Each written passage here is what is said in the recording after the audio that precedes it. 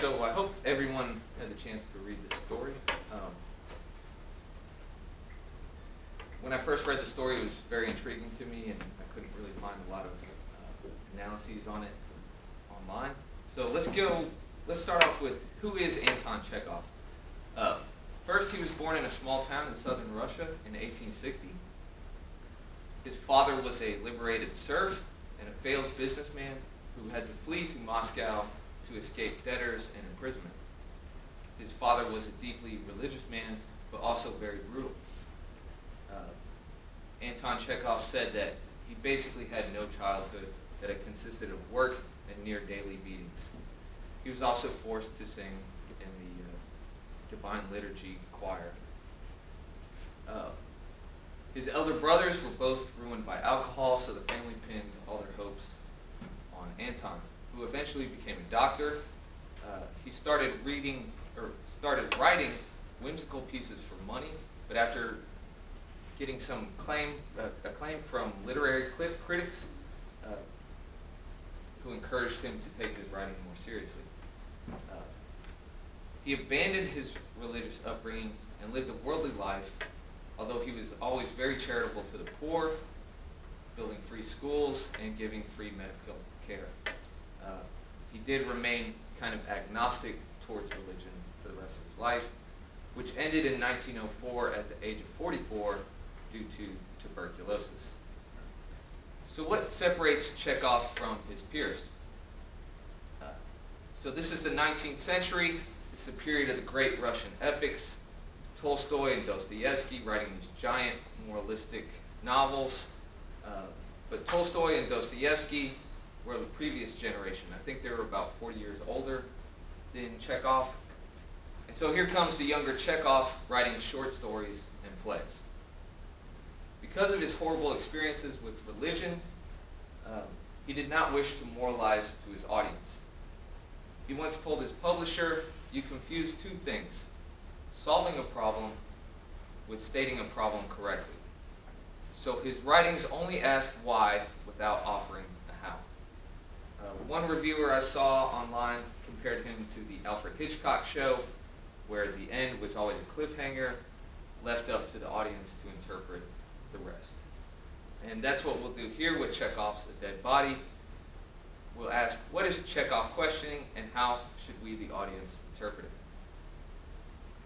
So the scene begins with the lines, "A still August night, a mist is rising slowly from the fields and casting an opaque veil over everything within eyesight. Lighted up by the moon, the mist gives the impression at one moment of a calm, boundless sea, at the next of an immense white wall."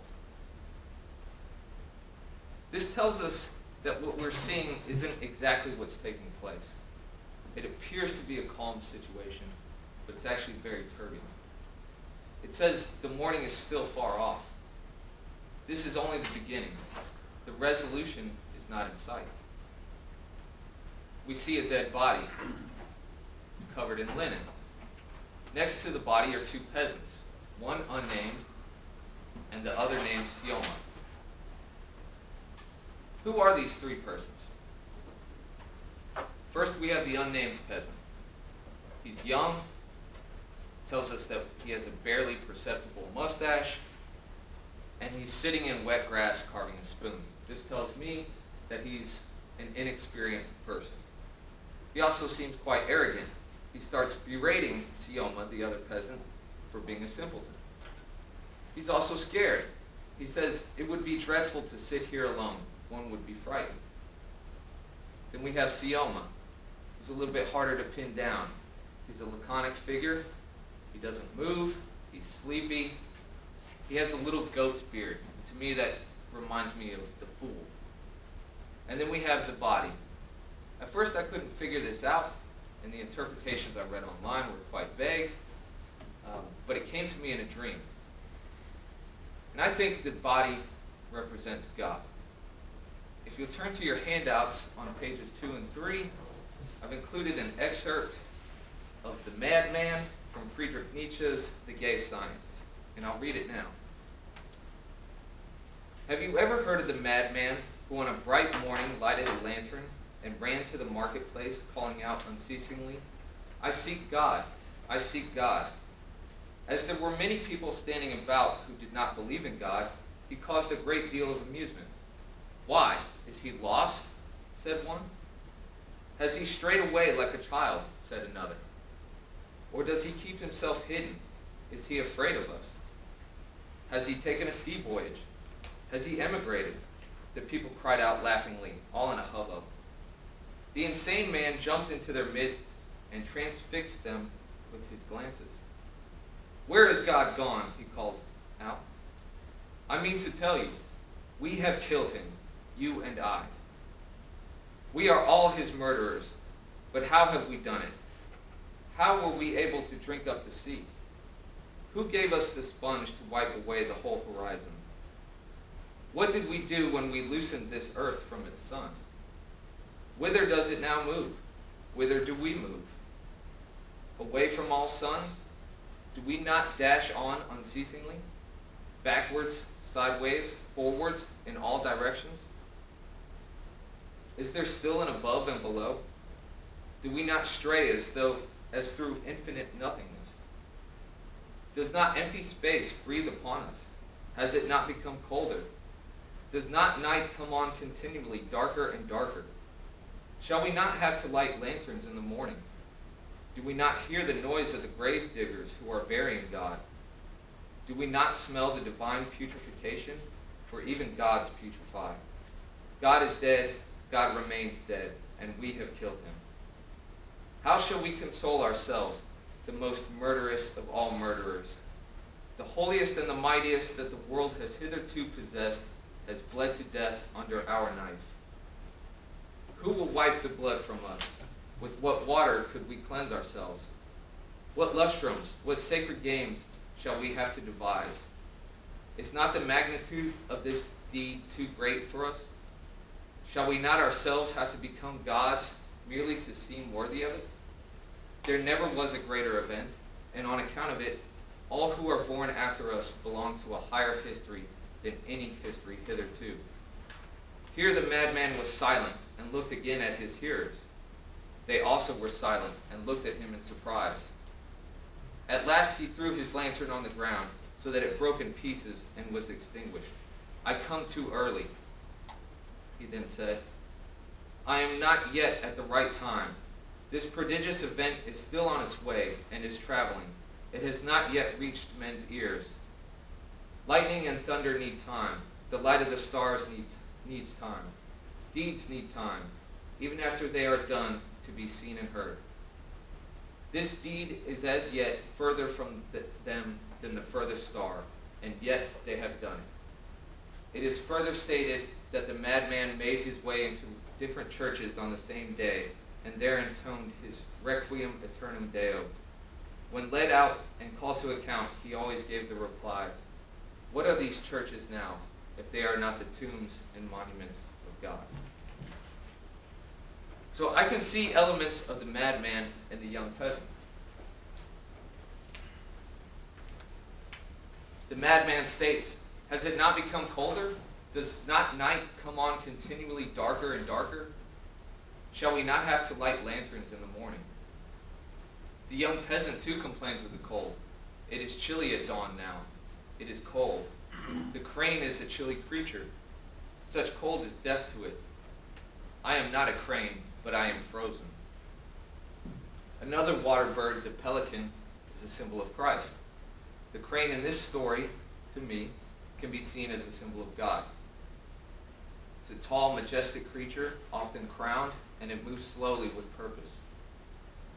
The young peasant says that he's not a crane or not a god. The cold will kill the crane, but it will kill him too. Then he commands Sioma to rekindle the fire, just as the madman says they will need lanterns. Meaning, we've killed God, and now we're cold and directionless with nothing for a guide.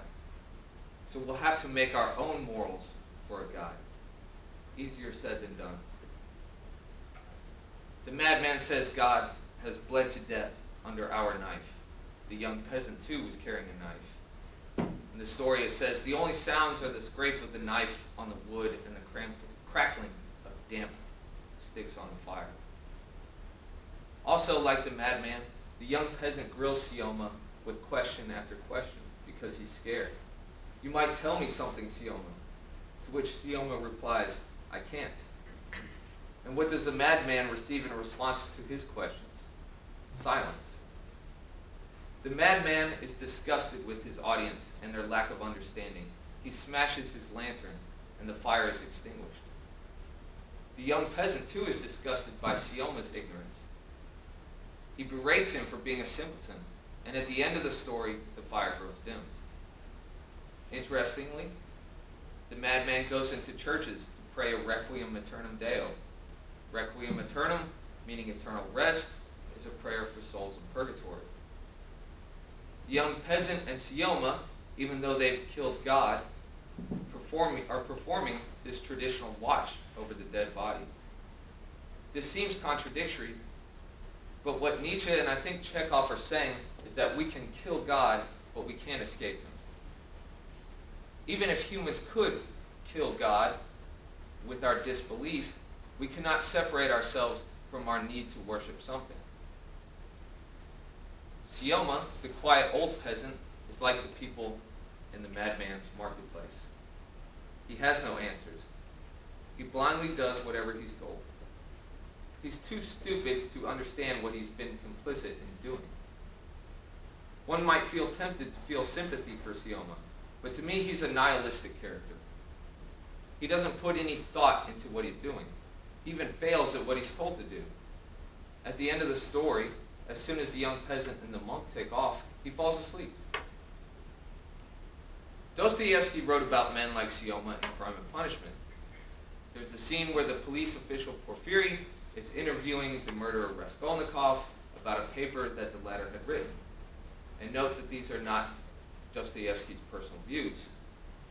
But Raskolnikov claimed that there are two types of men, extraordinary and ordinary. The ordinary man lives in submission with no right to transgress the law. Quote, "They live under control and love to be controlled. It is their duty to be controlled." This leads into what I think is a second parallel interpretation of the story. There's a lot of fire imagery in the story. To me, the fire represents revolution and enlightenment. Of course, everyone knows about the Bolshevik Revolution of 1917. However, Russia was in a state of turbulence long before that. If you turn to the last page of the handout, there's a little timeline showing some of the events that took place in 19th century Russia. Napoleon invades, 1812. There's the Decembrist revolt of 1825, trying to institute a more Americanized liberal form of government. In 1848, the Communist Manifesto was published. And, of course, revolutions broke out all over Europe. In 1849, Dostoevsky himself took part in a plot to assassinate Tsar Nicholas I. And in 1881, leftists assassinate Tsar Alexander II, and this is 4 years before the publication of A Dead Body. So in this second parallel interpretation of the story, I believe that the dead body also represents Tsar Alexander II, or the institution of the Tsar itself. So who was Alexander II? Initially, he started out making liberal reforms. He freed the serfs in 1861, but instead of having a calming effect on the populace, this unleashed a wave of assassination attempts by radicals. In turn, Tsar Alexander II becomes more reactionary. The first assassination attempt is in 1866 by a man named Dmitry Karakazov. I'm not certain, and I haven't done much research into this, but I see that it's possible that this influenced Dostoevsky's brothers Karamazov. Obviously, they have similar names. In Brothers Karamazov, there's a character named Dmitry Karamazov. I'm skipping ahead accidentally. Dmitry Karakazov, the would-be assassin, although he's a radical, claiming to fight for the working class and the peasantry, was born into a family of minor nobility. The brothers Karamazov, I don't recall if they were nobles or not, but they were definitely of the landowning class. And so, of course, we have the character Dmitri Karamazov, the eldest brother, who is a playboy, a slave to his passions, who blows all his money. Then we have Ivan Karamazov. He is the intellectual, tempted by these atheistic, deterministic ideologies, which end up driving him mad. Dmitri Karamazov, the would-be assassin, was influenced by a book titled What is to be Done by Nikolai Chernyshevsky. Dostoevsky hated this book. What is to be Done talks about the Crystal Palace, which is this utopian, rationalistic, socialist paradise. Dostoevsky manages to trash this Crystal Palace ideology in most, if not all, the books of his second period.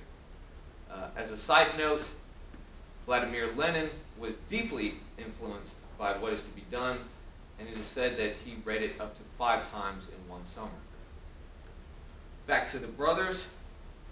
There is the brother Smerdyakov, who is the bastard son. He's intelligent, but a lackey given to following Ivan, and he ultimately kills his father.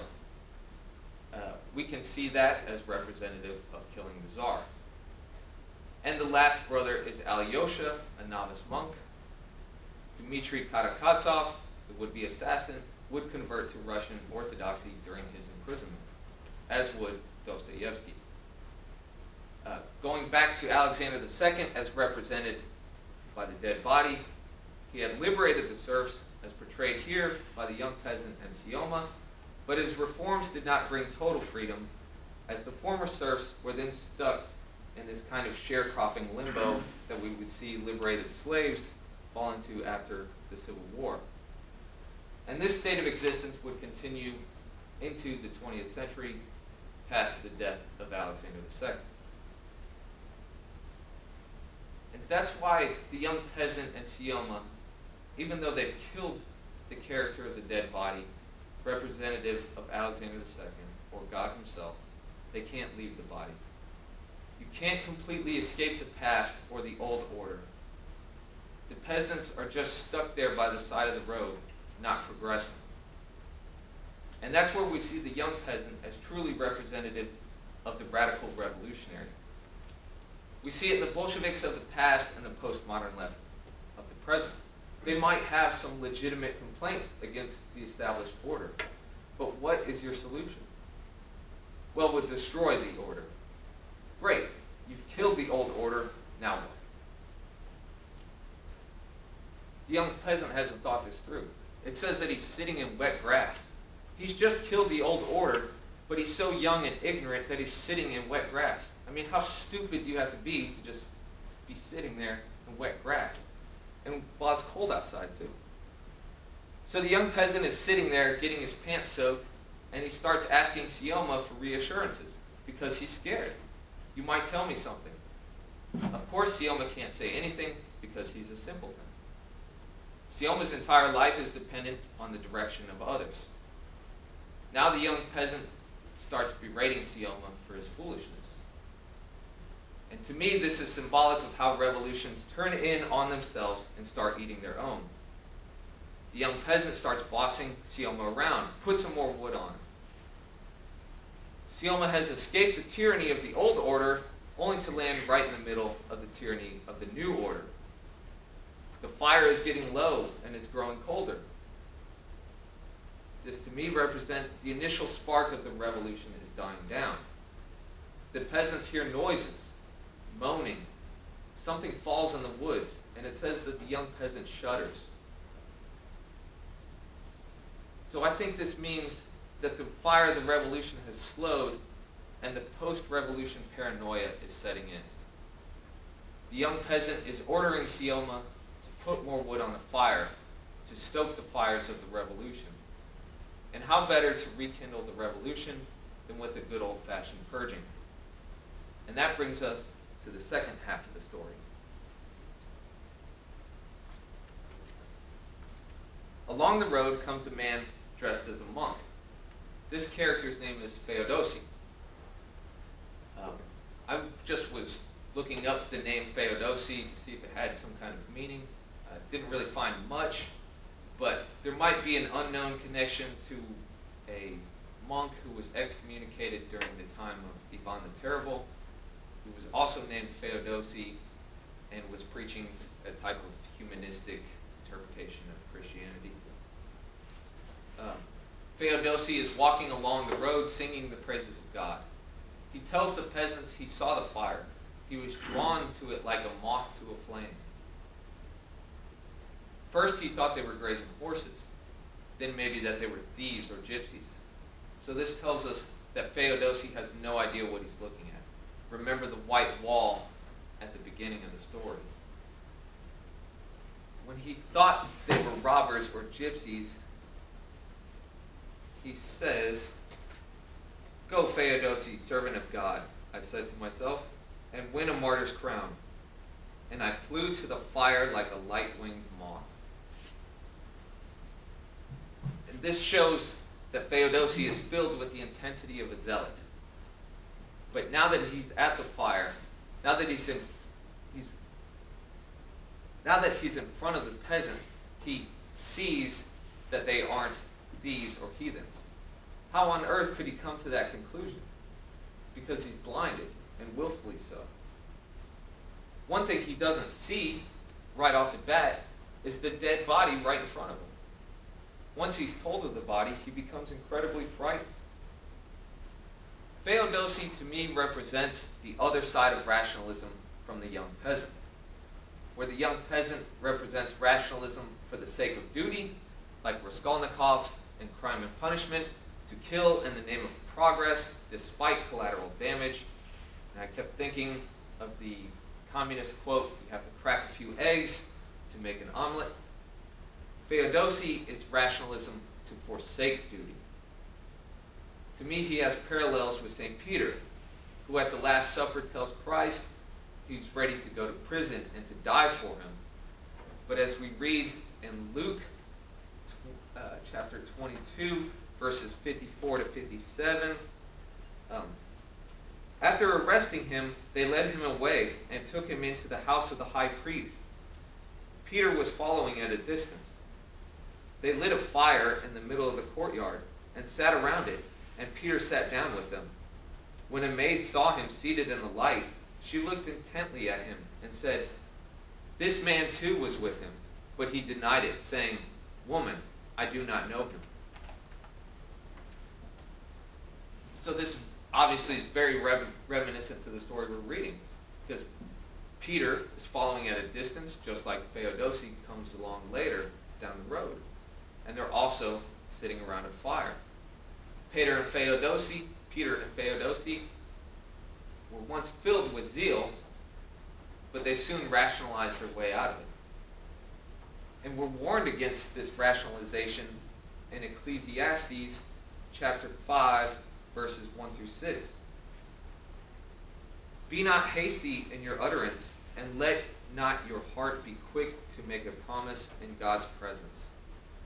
God is in heaven, and you are on earth. Therefore, let your words be few. For nightmares come with many cares, and a fool's utterance with many words. When you make a vow to God, delay not its fulfillment. For God has no pleasure in fools. Fulfill what you have vowed. You had better not make a vow than make it and not fulfill it. Let not your utterances make you guilty, and say not before his representative, 'It was a mistake,' lest God be angered by such words and destroy the works of your hands. Rather, fear God." And we see this denial because Feodosi is asked if he's a member of the clergy, and he gives this stuttering denial and then changes the subject. And we know that he's a member of the clergy because he's dressed like one. He says he's going from monastery to monastery, and then just before he's asked if he's a clergyman, the young peasant refers to him as father, and he does not correct it. So why is Feodosi so scared of this dead body? Because he can't or he will not understand it. He's ultimately a materialist and cannot see anything other than what might be on the surface, the white wall again. To be near the body would mean for Feodosi that he would have to confront the reality of the situation he's in. He would have to see these peasants as the murderers they truly are. He would have to see that just saying, go and win a martyr's crown, is a lot different than the reality of becoming a martyr. He offers a kopek for the burial, and a kopek, from what I gather, is basically a penny. But like the true materialist, he decides to pocket the money instead, because what if it was a suicide? And in that, I'd like to read from the Gospel of John, chapter 12, verses 5 to 6. And this is right after Mary has anointed Christ with the oil, and Judas is complaining about it. Why was this oil not sold for 300 days' wages and given to the poor? He said this not because he cared about the poor, but because he was a thief and held the money bag and used to steal the contributions. And finally, Feodosi bribes the young peasant to escort him on his dark journey, and they take off. And to me, this reminded me of the quote, I think it was Lenin who said it, the capitalists will fight to sell us the rope with which we shall hang them. We can assume that the young peasant kills Feodosi. At this point, the young peasant has already killed in the name of progress, so why keep any reactionaries like monks hanging around? Feodosi also kind of kills the soul of the young peasant too, because he got him to forsake his duty to stand by the body and go off with him into the woods for 5 kopecks. The story ends with Sioma falling asleep and the fire growing dim. Again, Sioma is just kind of sleepwalking through life. And the fire of the revolution goes out, ushering in a new dark age of paranoia and purges. Radicalism of the revolution is now replaced by a new conservatism. And if you go back to the madman, he smashes his lantern and says, I come too early. So what should we take from this story? As we said earlier, due to Chekhov's brutally religious upbringing, he did not wish to moralize to his audience. He wrote his stories specifically to leave room for interpretation, but surely we should gain something from it. Most analyses that I read said something akin to, don't trust strangers. That's fine, but how about don't trust yourself? How about don't trust yourself to be the final determiner of truth and reality? Don't have so much faith in yourself that you aren't biasing the things around you to fit your own perceptions of reality. How about don't put your faith in novel ideas? They're untested. Without really striving to detach yourself from the situation, without removing your own perception of things, without removing the white wall, you can never see the reality of a situation, which can lead to unintended and often dire results. For that, I'll open the floor for questions. That's good. I've been a huge fan of Russian writers since I was a little kid, and I approached it more from a literary standpoint. I thought he's known to be a genius with a short story. So he'll say a lot, open up a lot within a small parameter. So you just have these two guys, a body, a stranger walks up, disappears, and you're left with these huge themes, which is genius. I didn't like the translation of that particular one. I like to read, pay a lot of attention to the translator. Mm-hmm. There's, especially with Russian, there's translators that will, they're trying to maintain the poetry and the rhythm of the writing, and then there's others that will forego that to get exactly the word correct, and then it comes across a bit clumsy, and that particular one was clumsy. And I think he had. honestly, I didn't read the translation I sent you because I have Yeah. a book with it. I so was just giving you a perspective of Yeah. like someone that really. Who was the translator? I don't even remember. Okay. 'Cause But I think I read the Constance I think it was Garnet. a vulture and not a crane. Oh, really? Yeah, and you can't really call a vulture tender and things like. Yeah. So that just from a literary guy. Okay. That's I read the Constance Garnet, who she interpreted basically all of the Russian canon. Yeah. So one thing that I have enjoyed about reading Russian authors since I was a kid is they like to take massive themes and play tricks on you, and you walk away wrestling with these massive themes when a lot of these guys were going after a really small theme. So the small theme that I got out of it was the older guy that was falling asleep, he stayed with his duty and he wasn't hyperactive and responding to the temptations of life, which the young guy and the visitor, I think, were both anxious and really nervous around this thing. Right. And the old guy, for me, the hero was the old guy. The young guy was the antagonist. He left his duty. He really left his duty. I wanted to interpret it like that. Yeah, that's how I did it. But I couldn't get over that he falls asleep at the end, which the young peasant keeps trying to wake him up at the beginning. But and then, Jesus slept during the storm, so I was kind of like thinking that this was a real peaceful. He had the peace of God and maturity and duty and all that. That's how I. That's my. Yeah, no, that's good. I mean, it's definitely left open to interpretation. Yeah. So, and like I said, the reviews online were kind of lacking. So, I don't know that there's a canonical. He's a genius. I mean, it was Yeah. great. Yeah.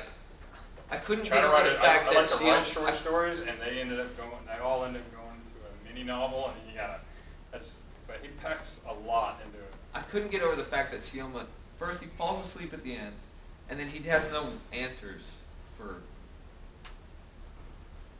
when the young peasant is scared, he doesn't give him. Isn't that like kind of a Russian thing, though? Exactly. Sort of like a quiet wisdom. Yeah. Exactly. All right, well, you just totally trashed mine. No. That's what I thought. Yeah, some sort of weird quiet wisdom. See, I thought that he was a fool with the goat's beard. But that's what the young one wants you to think. Yeah, that's true. That's true. And the young one turns out to abandon all its, he just was like, I'm out of here. Yeah. For money. Yeah. But I mean, all these themes are perfect. I think the writer wants you to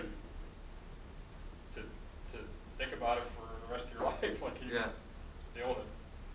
So that's What great. about the fact that, like, the shadow is cast over the dead body?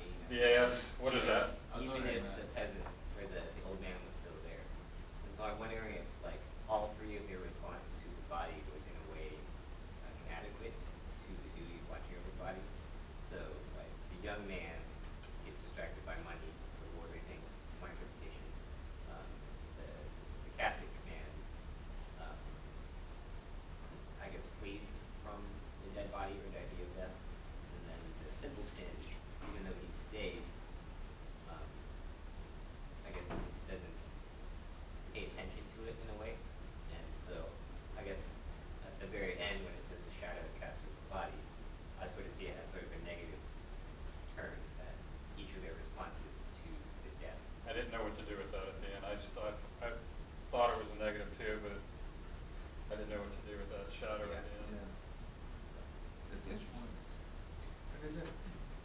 But don't they make a statement that the soul leaves after a certain After period 3 of days? time? Right, so is the black shadow meaning the soul is now gone, there's no brightness over the body? Yeah. Or was it night 1 or night 2? Or I don't know if you're supposed to know. Yeah, I know. But, yeah.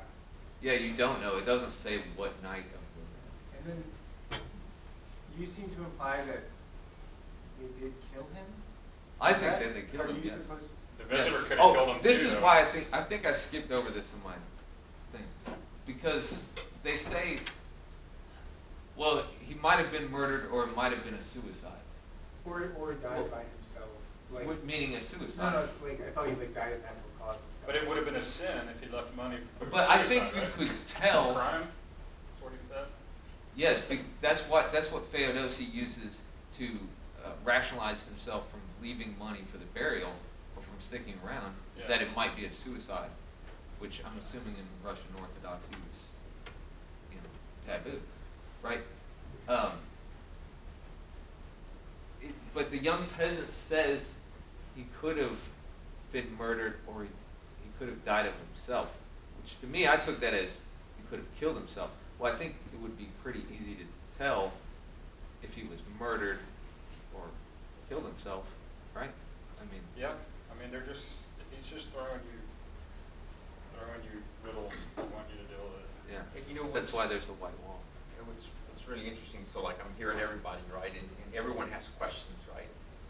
And I'm seeing this kind of like, maybe that's where God is, right? It's in that struggle within, right? How do you really define what's going on? And as you're looking at this, right, whether it's right, wrong, the shadow, and all the negative, I mean, maybe the question is where God is, right? Where you're really trying to enlighten yourself, where you're looking at it from all aspects, right? And I think that's where it's genius, like you say, where God appears, right? Where you're really putting yourself in everyone's shoes and really thinking about it, right? So I think that's where God exists. It's in that struggle. It's in that question. So. But he had a really miserable childhood and a bad relationship with his father. I'm not a Chekhov expert, so I don't know. I'm not either. I just know of him. I don't know what his views on God were. I just know that he didn't. I don't believe he continued to practice Russian Orthodoxy, Yeah. but he might have. Does any Russian continue practicing Russian? I mean, that's how, that's kind of a concept. Yeah. If you ever been Russian Orthodox, it's always kind of Yeah, but I don't know that he was atheistic or. No, yeah. I don't think he was. I think it's always kind of an internal struggle thing. That's an awesome topic though, Jay. Thanks, man. Russian literature. Not for the shallow. We'll have to rename it the St. Vladimir Society. We might be able to watch this. We deviated from the English-speaking people there for a little while, but Yeah. it's all right. Well, it's my favorite, so. Yeah, I had no idea it was Russian. I didn't look at the author. I just jumped into the text. So I didn't understand a thing about it.